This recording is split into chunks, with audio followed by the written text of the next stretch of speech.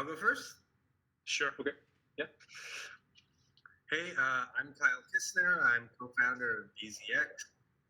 BZX is a margin lending and trading protocol on Ethereum. We were previously round number 6 or 7 on DeFi Pulse up until about a month and change ago.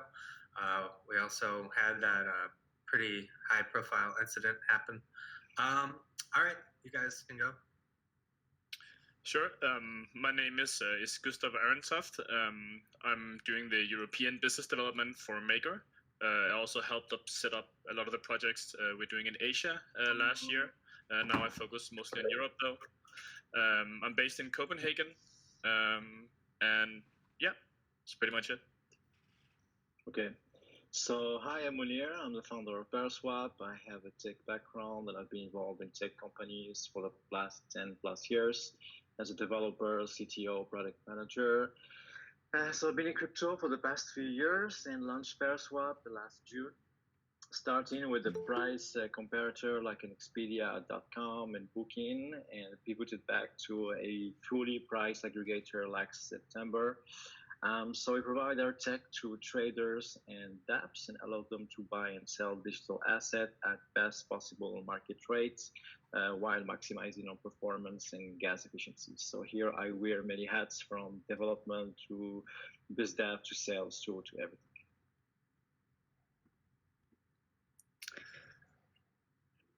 We just finished the intros, by the way, Yeah. Valeria. So I think you're all good to go now. Yeah. Awesome. Thank you so much. Yeah, so sorry about that, guys. Berlin Wi-Fi. So just wanted to say hello. I myself have been in the space for the last almost 3 years now. I started out at Consensus New York, and then collaborated with the Luxo team, and most recently drove adoption and awareness of the substrate framework at Parity Technologies. And I'm currently freelancing and talking to projects.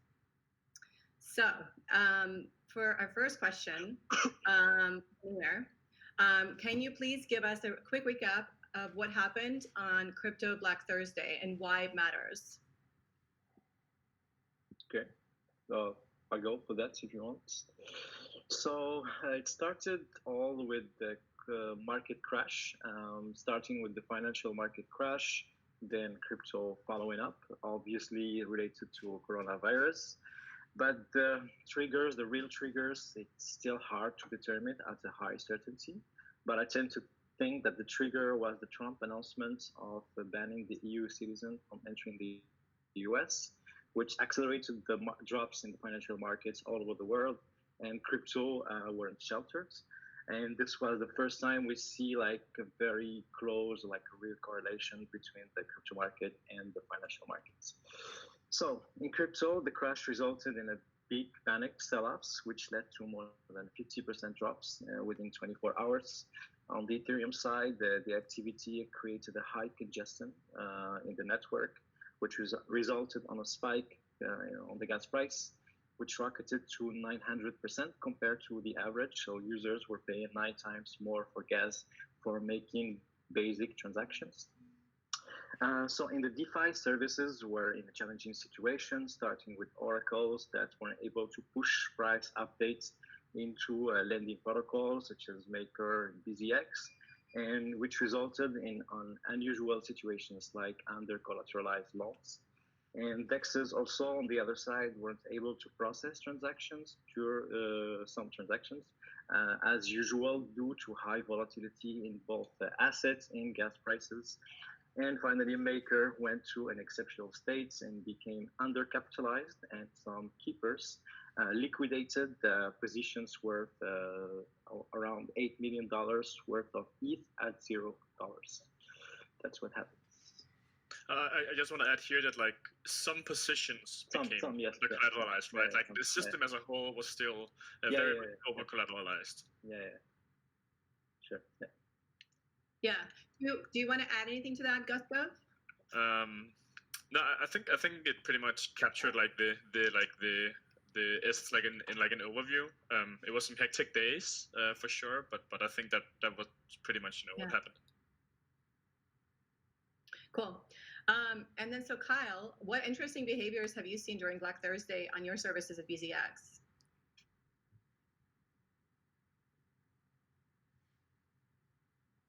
Kyle? You're muted. All right, I was muted.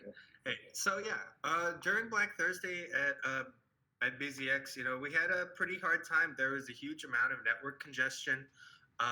Chainlink was giving some prices that were, kind of stale at the time.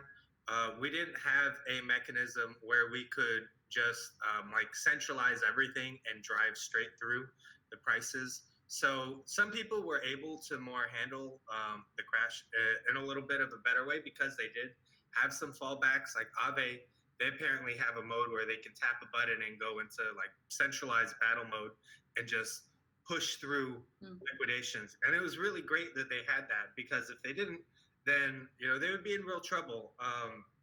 With our service, we actually did have a situation where some loans did go underwater.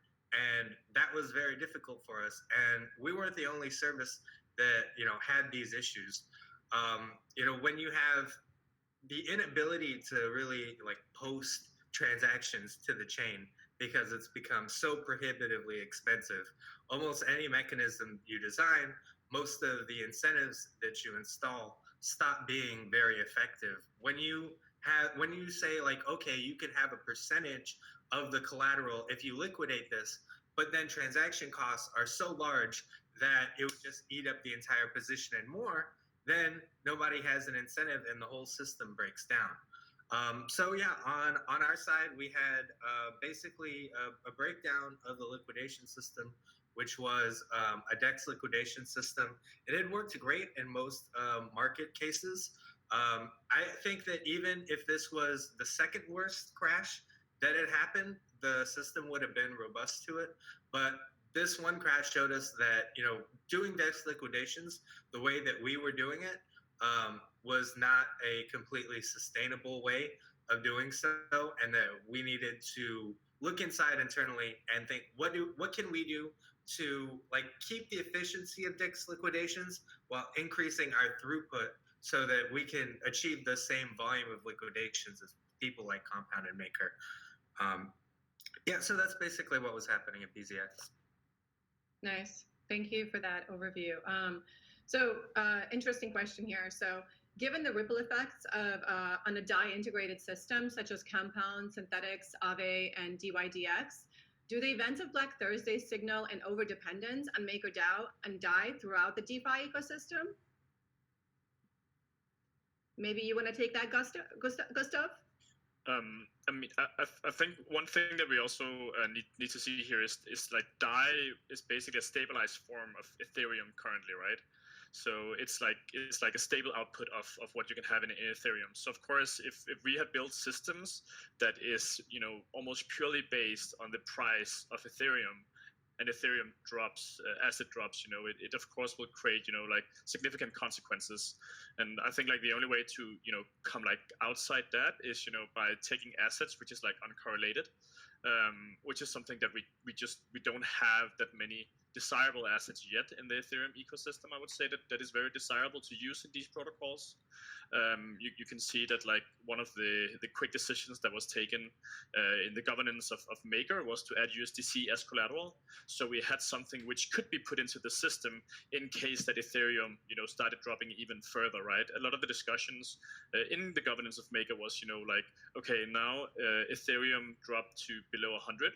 What happens if it drops to 50? What happens if it drops to 40? What are we gonna do then? So I think not only is this a ripple effect of DAI specifically, I think it's everything that is Ethereum based and Ethereum produced. I think will of course have be put out of balance when Ethereum as an asset drops as it did. But of course DAI is very widely used. And that's also one of the biggest I think concerns for me. So I deal with a lot of business relationships, a lot of partners. We have more than 500 places now where DAI is available globally. And of course, if DAI took a downfall and the system, for example, had to be settled or something, that is 500 companies that we need to talk to and kind of need to upgrade. So definitely, if DAI went down, there would be a big problem. But I think it's as much tied together with Ethereum as a base asset as it is DAI being widely used in these protocols. Yeah, I do agree with Gustav. The real problem is our overdependence on ETH and like highly correlated assets with ETH rather than like DAI or Maker itself. Because say we're using synthetics, SUSD, and we were using DAI, we'd still face the same problems. Like synthetics would probably go down, like it's backed by SNX, it would probably go down faster. It's now going to be backed with Ethereum as well, but that kind of brings us nearly to the Maker case. You could say there's some diversification, but there's a lot of correlation. So the other alternative is centralization if we can't get some uncorrelated collaterals with ETH. So I think Maker is the wrong focus on where our overdependence is. So I guess my next question is very fitting for the comment you just made. So both investment firm Paradigm and venture-backed DeFi startup Dharma have announced intentions to help Maker through the debt crisis by purchasing the newly printed MKR. Isn't that the same as money print or go burr? Mounir, you want to take that one? You're on mute.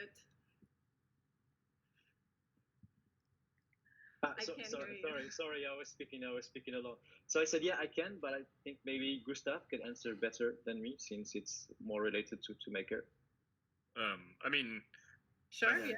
Like the thing is that like the Maker tokens that get printed only have the value if people want to buy them, right? I don't know if you saw, but I think there was someone who had a fat finger the other day where they bought Maker at an incredibly high price compared to the other ones.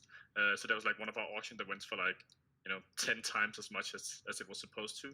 So someone paid, I think it was around 3,000 US for a Maker token. That was of course a fat finger, but like the other ones, I mean, if faith is completely lost in the system, there's nowhere for us to offload the tokens, right? So like the only way for us to be able to use these MKR flop auctions successfully is if people still believe that we can come out on the other side. So I guess that makes it a little bit different. Unfortunately, we don't have the ability to, like the US government is talking about right now, just sending, $1,200 to every Ethereum address in the system, and let's get some DAI adoption out from that. So I don't think we're quite at the same level, but yeah. So we definitely need the demand for that. I don't know if Mounir or Carl, you have any comments to that as well? Yeah, like options. I think there's some similarities and some points of difference. One similarity is that, okay, you're printing Maker, that's inflationary to Maker. That's true, but Maker is in some sense backed by some cash flows in a way that like fiat currency is not. So like I think of the MKR currency as kind of like our insurance fund, but there's some ability to speculate on it. And then I would say that it's not like the money printed go burr, because like with the Fed, they're actually paying down debts denominated in the currency that they're printing with, and therefore they would always be able to pay back any debt denominated in dollars. Whereas like Maker is actually kind of paying back debt denominated in like ETH or DAI, the debt of the system. So they don't have that same ability to just print money to solve any problem. Eventually, they're going to hit that wall where they tap out all the cash flows that went into Maker in the first place.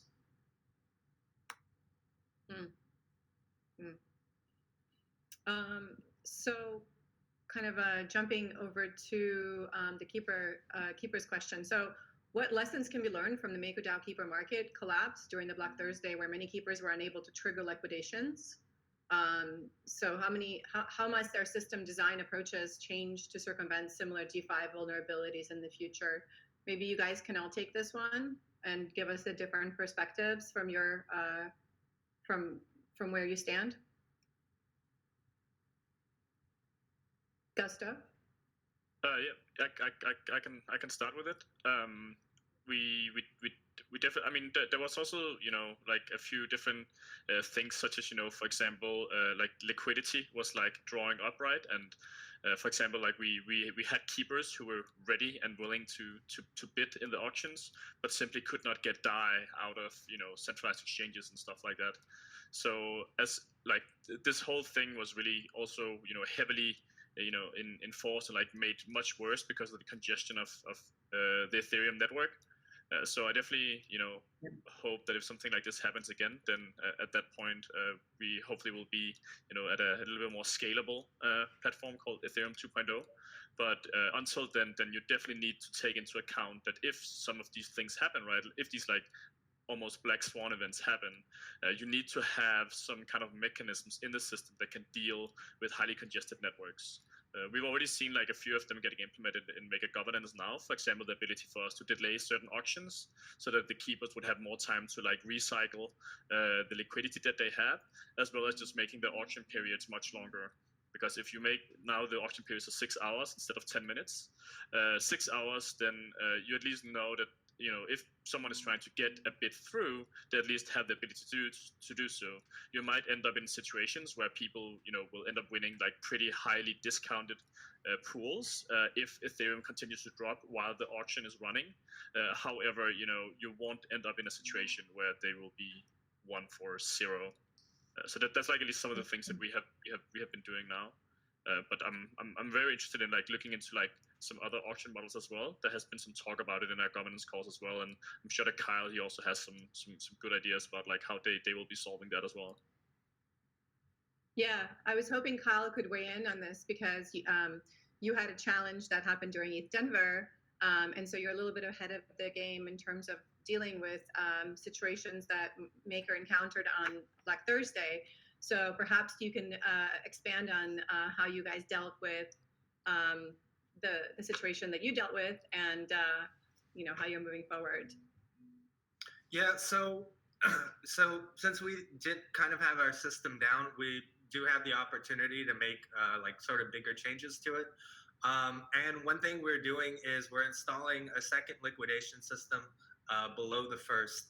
And the second liquidation system is going to be pretty much what you see that's standard at like Compound, DYDX, Aave, where they have a price feed and you have a discount, but that's going to be a second tier to our liquidation system. The first tier is going to be when you hit 15% margin maintenance, anybody's going to be able to enable a DEX liquidation, so you can get out of the position with minimal slippage. It'll be basically like a delegated close. So you could think of it as like a built-in fulcrum protector, kind of like DeFi Saver or whatever. We think that almost all liquidations should take place via DEXs because it's just vastly more efficient for the customers. And that's what we want to see going forward. But we want to have a fallback where, if like the DEXs stop giving up liquidity, people can come in with their own liquidity and replace it. And we think that's kind of the best solution. The other thing we're going to be doing is we're going to create some special whitelisted accounts that have the ability to call in and liquidate only when there's disagreement in the price feeds. So like we had that issue where like, okay, so Chainlink's price was stale, but like, we need to be able to build in a way that accounts for these sort of things. And so if we have the ability to call in only when the price feeds are disagreeing, we can still get liquidations, but like, we can still make liquidation happen even in these very congested circumstances. So those are like the two big things that we're going to do that sort of attack the main issues that we faced. And like one consideration we had too was like, because we saw congestion was such a huge overarching issue in this particular case, one thing we really wanted to make sure was like, we wanted it to be just one transaction to bring your collateral in. We did think that like, we looked at the Maker auction style a little bit, and it did seem like, potentially there's multiple transactions that would need to go through like to really get to an efficient market price. So like, for example, somebody bid at 0, somebody might bid higher, somebody might bid higher until you eventually get to market price. But when you do have congestion as such a huge constraint, like it like every extra transaction you do like multiplies the cost of the liquidation and the incentives that you have to bring, and then that increases like the minimum size that you can serve. So that was one design choice that we made, and I'd love to hear what Gustav has to say about that.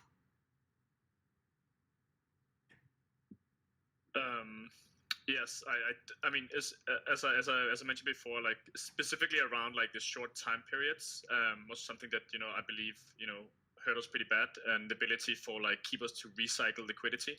We had when this whole thing happened, we had close to 60% of all multi-collateral DAI was sitting in the DAI savings rate.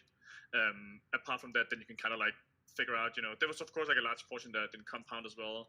Then there was some of it in some of the other lending pros, in lending pools, including with you, Kyle. There's some of them in Dexes, but like in general, like if we sit in a situation and all of a sudden we have to liquidate, like $30 million, but our keepers, maybe only has 10. Then we really need somehow for them to be able to recycle the liquidity that they have, right? Because we cannot, expect, there will be enough liquidity in place every single time. So that was some of the things that is being prepared now for like the higher ability to be able to like basically recycle liquidity. And this is something that like when the liquidations happens with us, we are not the only place where DAI will be used to avoid liquidations. This will also happen in Compound. It will also happen with BCX. It will happen in every single protocol, right? Because a lot of these places has loans nominated in DAI.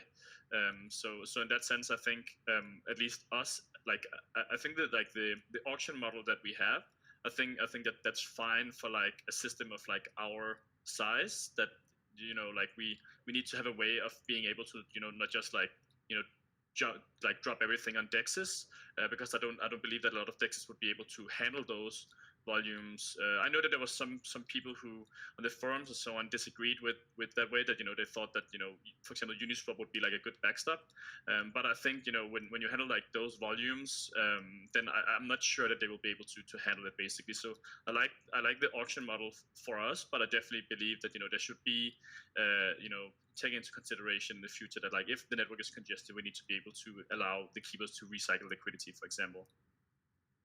Right. Mounir, do you have anything to add? Well, but the point, right, I think Gustav and Kyle recapitalized very well on the different measures that were taken by both protocols. And one thing I will add that was mentioned by Gustav is the scalability of the Ethereum, which is now seems more key than before. We had more usage than we had 3 years ago. We had congestion issues during the ICO period. But now we have users and benefiting from the real services and getting hurt and getting like difficulties when black swan events like that happen. So I think this hopefully would accelerate the developments of the ETH 2.0. Sure. So let's talk about an average investor. So there's many risks in DeFi to consider for the average investor. Is there a defined list of risks in DeFi? And what is the risk of even more risk being found in the future?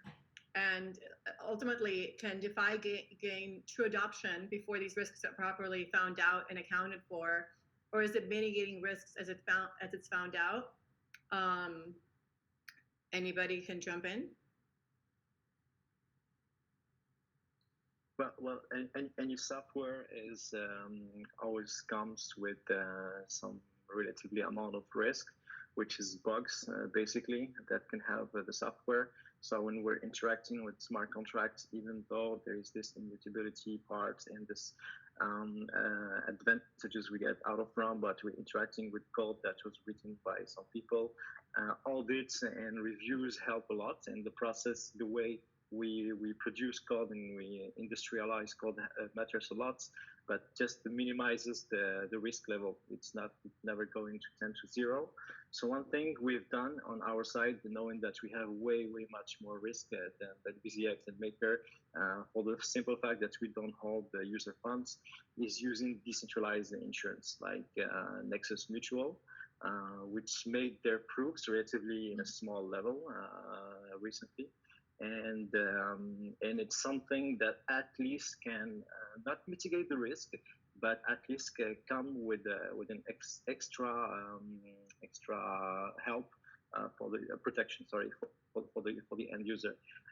So that turns out to be good. And what we do on our side, we purchase ourselves the insurance. And if something happens in the future, we can ourselves claim for on behalf of the user. But what we're looking forward to making is having users purchase themselves the discovers and do it in a trustless and a decentralized way, going themselves to Nexus and getting the refund back. But there are also other kinds of insurances like Opin, who covers also the financial risk. I don't know if, guys, it has been used on the recent event of VZX, if you happen to use Opin as well. But it seems to... I do not believe it has been yet. Okay, yeah. Yeah, because it covered... Sorry? Yeah. So Opin and Unslashed, it's a project made here by Marwan here in Paris, that covers as well both financial and risk with a different novel approach. And there are new also approaches like buying options for getting coverage or hedging against a price risk. That's what Hedgic is doing. These kinds of products, I think, are going to stand out within the next in 2020. Yeah, I think empirically the biggest risks in DeFi have been liquidity risk and Oracle risk. Like, there hasn't been that many in the way of just straightforward bugs that have caused massive user losses. And I think dollar for dollar, you could put most of the losses that we've had in those categories. But there are so many other layers of risk that we're taking on and being in DeFi, starting all the way at the base protocol and then going up to every piece of technology used on the way. So I think we'll definitely be seeing other types of bugs come into play in the future. Yeah, also I just want to add here that this is still something which is like very new, right? I mean, I remember, I think what was like a year and maybe like 3-4 months ago or something. I think the first time myself really started like hearing about like Compound, and like I remember when Dai got there the first time. We were like all like what is these like new things that like starts to pop out, and before that there was like FLend, which is Aave now. But like if you look at like the acceleration that these products have taken in complexity within the last year, I mean we have really seen like a huge progress, right? And exactly because we had this like enormous like composability between all the projects, we will only be seeing more and more of these things in the future where smart contracts can go in and hopefully help with some of these things. So I think like if you look at like how new the space is, it is of course like a lot of things happening is still quite experimental, and we also see for example how like flash loans came into play with Kyle and his team, where it was something that before, I mean the possibility was still there, but now it was all of a sudden people, other people without necessarily a lot of capital could be able to do these things, right? So I think if you look at like how much complexity got added just within like the last 12 months to what we today call DeFi, of course a lot of risk also gets introduced, but over time, I think we will see like a lot of the products mature a lot, and we will also see a lot more, I think like precautions being done towards happenings such as what we have just seen now in the future as well. So I don't think I can give like a timeline or like an estimation of like when it will be safe for everyone to use, but I definitely think we will see like a lot more focus on this as the products mature and also as the complexity gets added to them, right? Yeah.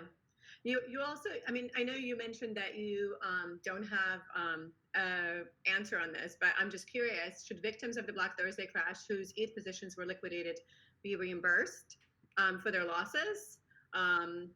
Or are the game theoretic risks sufficiently clear and articulated to make DAO participants? And I'd love to hear from everybody on this one, because it's more of like your opinion rather than what's going to happen, right? So yeah. I think it's just for me, it's more just like I'm not really able to speak on behalf of the foundation when it's something that is not really up to the foundation. This is something that currently is being discussed on our forums. So I encourage everyone who has an opinion on this to go in and make their voice heard at forum.makeitdao.com.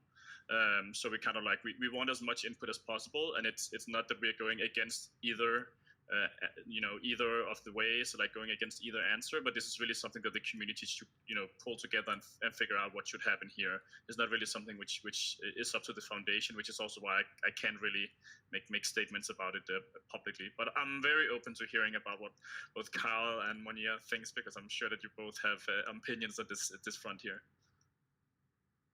Yeah. Well, my go ahead. Okay. So yeah, in my entrepreneurial side would say it's better to reimburse or at least partially reimburse the users. That's, I think, will improve the trust people will have on the most critical protocol in DeFi. But that's just my naive opinion that given the complexity of the situation, things can be harder than that. That's my take.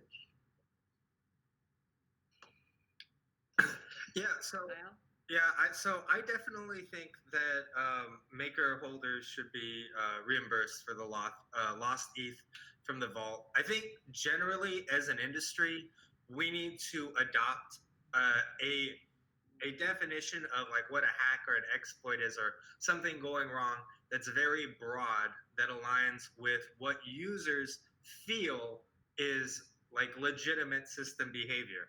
So if there's almost any time there's a transfer of value and it's below fair market price, you can nearly guarantee that there's going to be some users who are upset about it, and they might form some kind of lynch mob on Reddit or start threatening legal action.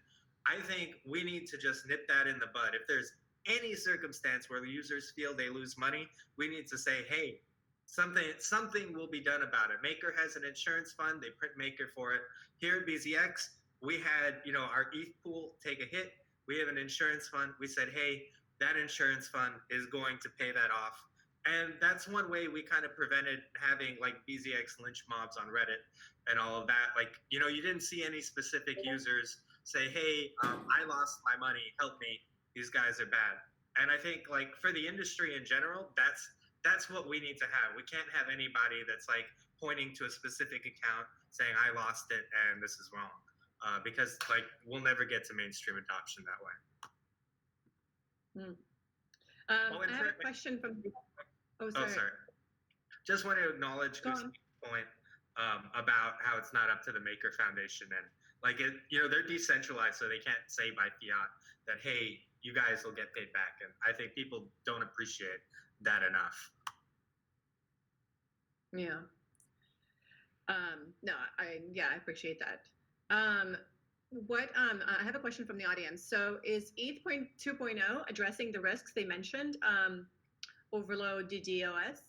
Do you think that this issue can force to slow down the velocity of innovation?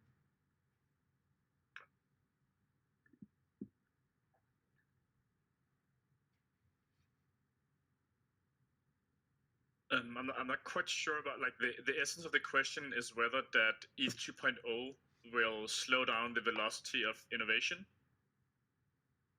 It came from Twitter, so I'm just kind of reading the thing. If it's not clear, then we can just move on. I think that for all of the DeFi protocols, whenever we get to the stage where ETH 2.0 will be production ready, I mean, everyone has to upgrade. So if the time spent on upgrading or moving there if that is time lost, then maybe a little bit, yeah. But I don't think we know enough about what it will look like yet.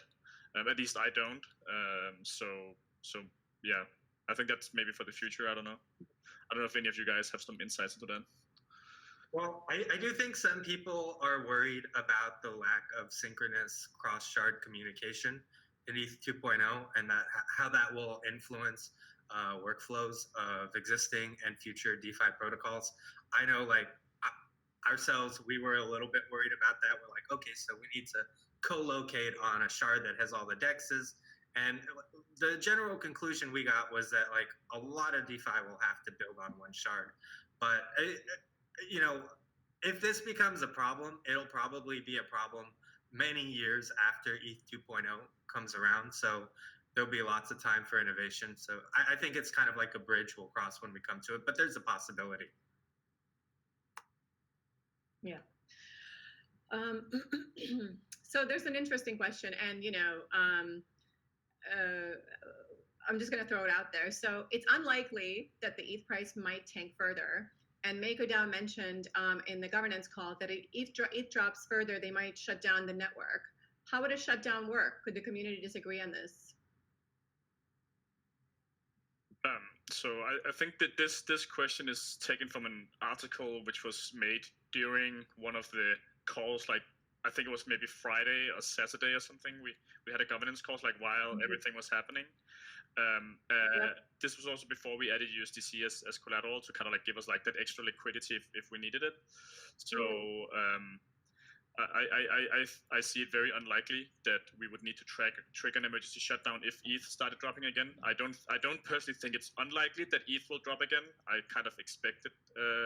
Actually, I don't think that we have seen. I don't think we're completely out of the woods yet in regards to this whole mess that is happening around the world right now.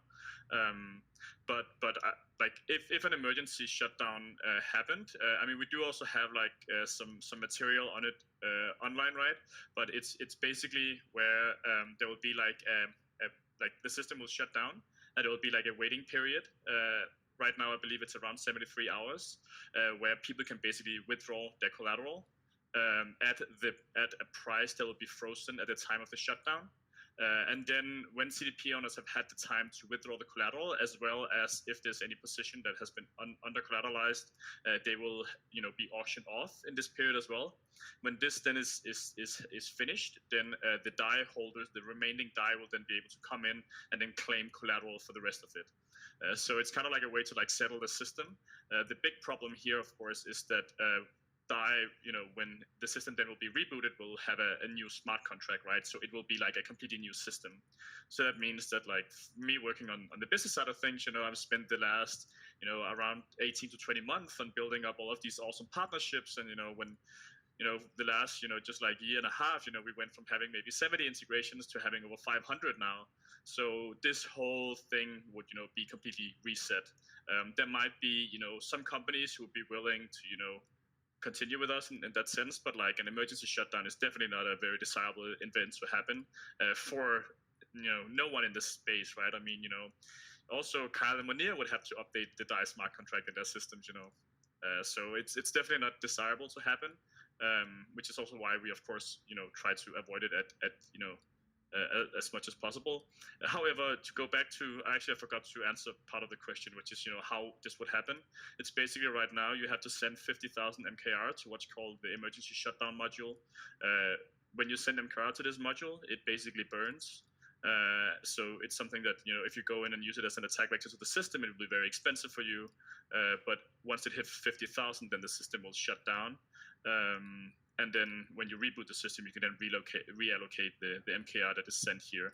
So, I mean, if parts of the community, move forward with this, and there were some parts of the community who didn't want to do it, I mean, it could happen without a full consensus from the community, of course.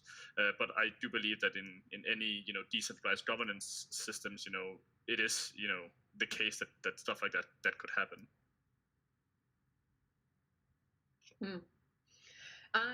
We're wrapping up this panel. Thank you all so much. I think what would be nice is to get a final statement or comment on the topics discussed from each of you. Kyle, Mounir, do you want to kick us off on that?